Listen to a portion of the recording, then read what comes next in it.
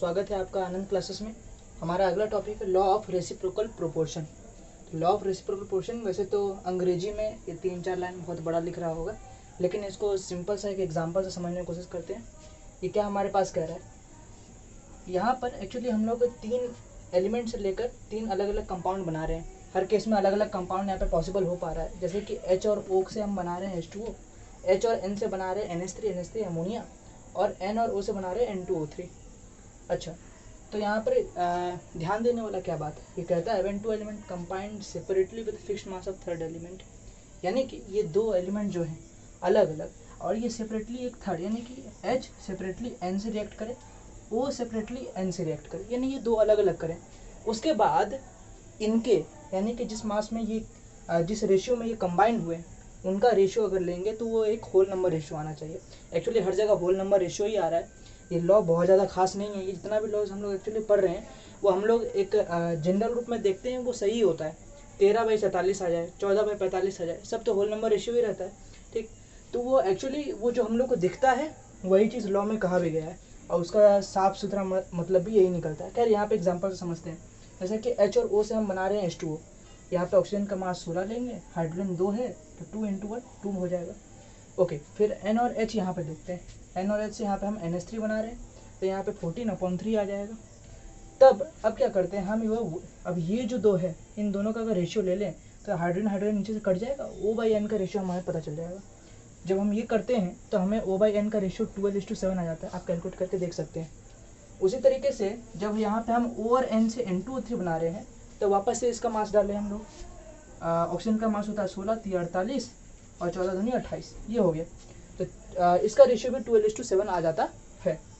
अब ऐसा नहीं है कि हर जितना भी आप आगे भी केसेस लीजिएगा तो उसमें भी सिमिलर रेशियोज आने लगे जाएंगे। 1/2 किए तो आपको 1/1 रेशियो आ गया, यानी कि होल नंबर रेशियो यहाँ पे दिख रहा है। ठीक, उसी तरीके से जब हम लोग कार्बन, ऑक्सीजन और सल्फर का इस्तेमाल कर रहे हैं तो यहाँ पे CO2, SO2 और CH2 कार्बन सल्फाइड बन रहा है, तो वापस यहीं पे काम करते हैं। O/C यहाँ पे निकालते हैं, ऑक्सीजन और कार्बन, ऑक्सीजन है 16 दूनी 32, कार्बन का एक मॉलिक्यूल यानी 12। अब S/C निकालने की कोशिश करते हैं सल्फर और कार्बन का, तो सल्फर का मास होता है 32 दूनी 64 और कार्बन का 12। जब O/S का रेशियो आप यहाँ से निकालिएगा तो 1/2 आ जाता है, कैलकुलेट कर लेंगे यहाँ से। और अब यहाँ पे O और S का रेशियो निकालते हैं, O और S का रेशियो यहाँ से क्या पता चला, और O और S का रेशियो यहाँ से पता चलता है 32/32, दैट इज 1 आ जाता है।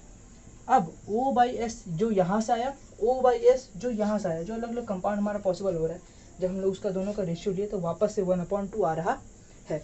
यानी कि हम लोग कह सकते हैं कि ये भी एक होल नंबर रेशियो में एग्जिस्ट कर रहा है। अच्छा, तो फिर ये लॉ ऑफ रेसिप्रोकल प्रोपोर्शन है। इसके कुछ एक्सेप्शन भी होते हैं, अपवाद होते हैं। हमेशा अपवाद आइसोटोप या नॉन स्टोइकोमेट्रिक कंपाउंड्स होता है। इन जितने भी लॉ हम लोग पढ़ रहे हैं एक्चुअली वो सभी में आप देखे होंगे आइसोटोप्स और नॉन स्टोइकोमेट्रिक कंपाउंड्स।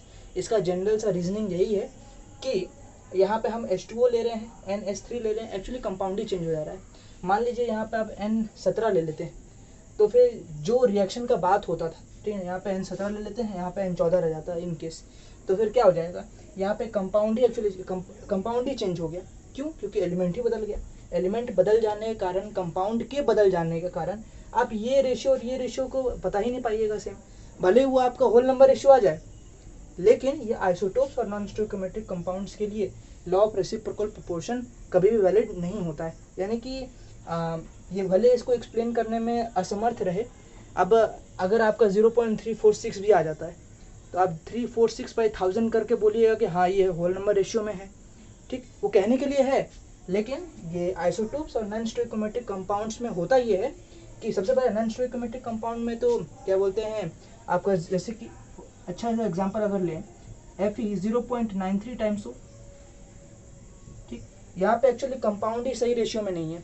ऐसा इसलिए होता है, ये इसको इसलिए नहीं कहा जाता है कि मात्र यही रीजनिंग नहीं है कि 0.93 टाइम्स यहाँ पे Fe है। अंतर यहाँ पे ये पड़ता है कि +2 ऑक्सीडेशन स्टेट और +3 ऑक्सीडेशन स्टेट। इसमें ऑक्सीडेशन स्टेट यानी कि इसमें 2 अलग तरीके का भाई रह रहे हैं। ठीक, और उसमें से एक का कमी है, एक का ज़्यादा थी, यानी +2 कम है, +3 ज़्यादा है, कुछ इस तरीके से। उसी तरीके से आइसोटोप्स में भी अंतर पड़ जाता है। आइसोटोप्स में कंपाउंड ही चेंज हो जा रहा है।